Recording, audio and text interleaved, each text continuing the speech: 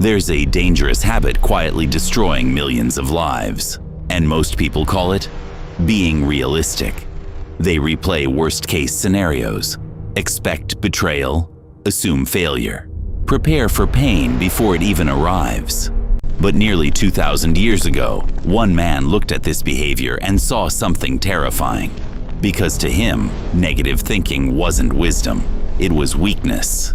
And his name was Marcus Aurelius, a man surrounded by war, death, betrayal, disease, a ruler carrying the weight of an empire collapsing around him.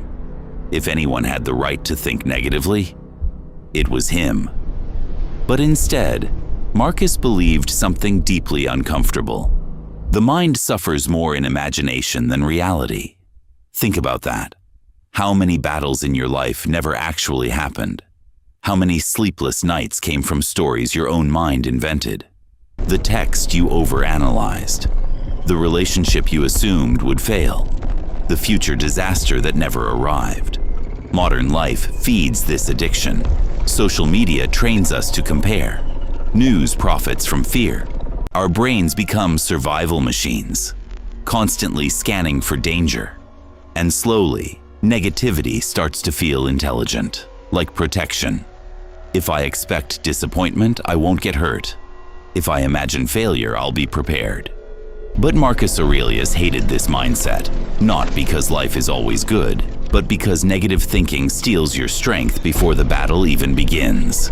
Imagine entering a boxing ring, already convinced you'll lose.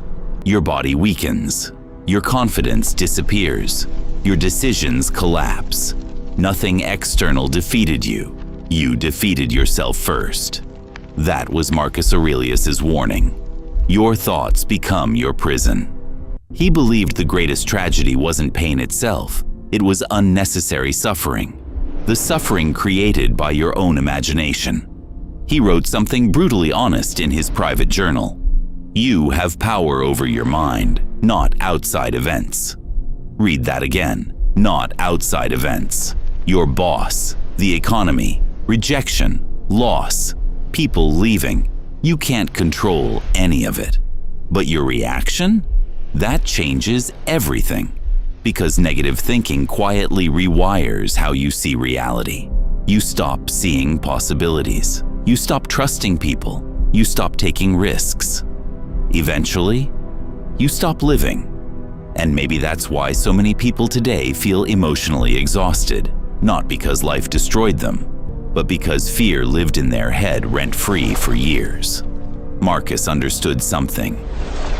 Modern psychology is still proving today.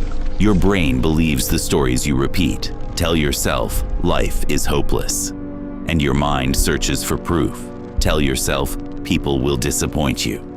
And trust slowly disappears. But shift the story. And suddenly, your world shifts too. This doesn't mean blind positivity. Marcus Aurelius was not naive. He expected hardship, but he refused to worship fear. He prepared for storms, without mentally drowning before they arrived. And maybe that's the lesson we desperately need today. Not to ignore pain, not to pretend life is easy, but to stop bleeding emotionally from wounds that haven't even happened yet. Because one day, you'll realize something heartbreaking. Most of the things you feared never came true.